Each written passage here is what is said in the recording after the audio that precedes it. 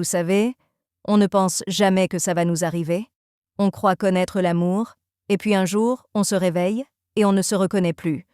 Moi, je m'appelle Jeanne, j'ai 68 ans et j'ai mis presque toute une vie à comprendre comment l'amour peut devenir une prison et surtout, comment on peut en sortir.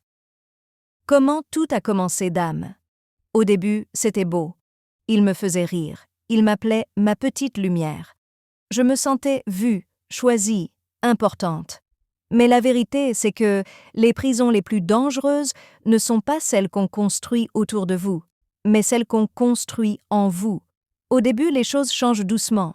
Une remarque, un « tu devrais t'habiller autrement », puis un « je préfère quand tu ne sors pas trop ». On se dit que ce n'est rien, qu'il veut juste nous protéger. On confond l'amour et la possession. Et un jour, on réalise que tout ce qu'on était avant a disparu sans faire de bruit.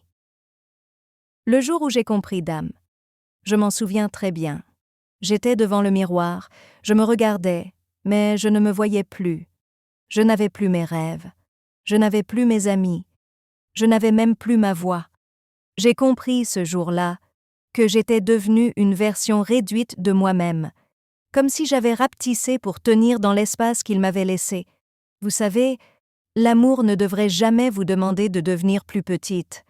L'emprise. Ce qu'on ne dit pas. L'emprise, ce n'est pas seulement des cris, ce n'est pas toujours des coups. Parfois, c'est pire que ça. C'est les silences qui punissent, les regards qui blessent, les mots qui culpabilisent, les promesses qui tiennent juste assez pour vous garder. C'est quand on commence à croire que tout est de notre faute, qu'on mérite à peine l'affection qu'on reçoit, qu'on ne trouvera jamais mieux. À 17 ans, je vous le dis, si quelqu'un vous fait sentir que vous devez souffrir pour être aimé, ce n'est pas de l'amour, c'est une cage.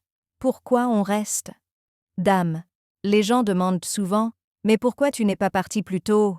La réponse est simple, on reste parce qu'on a peur, peur d'être seul, peur d'avoir tout gâché, peur qu'il change au moment où on s'en va, peur de recommencer sa vie, mais surtout, on reste parce qu'on a oublié qu'on mérite mieux. Le point de rupture. Un soir, il m'a dit « Sans moi, tu n'es rien ». Et pour la première fois, je n'ai pas pleuré. Je l'ai regardé et j'ai pensé « Alors si je ne suis rien pour toi, autant devenir quelqu'un pour moi ». C'est étrange, mais la force vient souvent au moment où on se sent le plus faible. Ce n'était pas une explosion, pas un drame, juste une petite flamme à l'intérieur de moi qui s'est rallumée, une flamme que j'avais éteinte pour lui faire de la place. Comment on se libère d'âme? On ne se libère pas en un jour, ni en une semaine.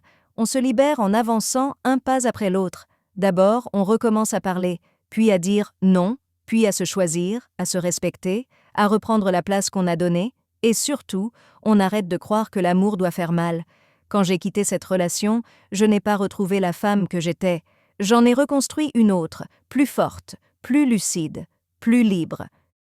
Le message pour ceux qui écoutent Dame, si vous m'écoutez, que vous soyez jeune ou plus âgé, retenez ceci, l'amour n'est pas censé vous enfermer, l'amour n'est pas censé vous éteindre, l'amour n'est pas censé vous faire douter de votre valeur.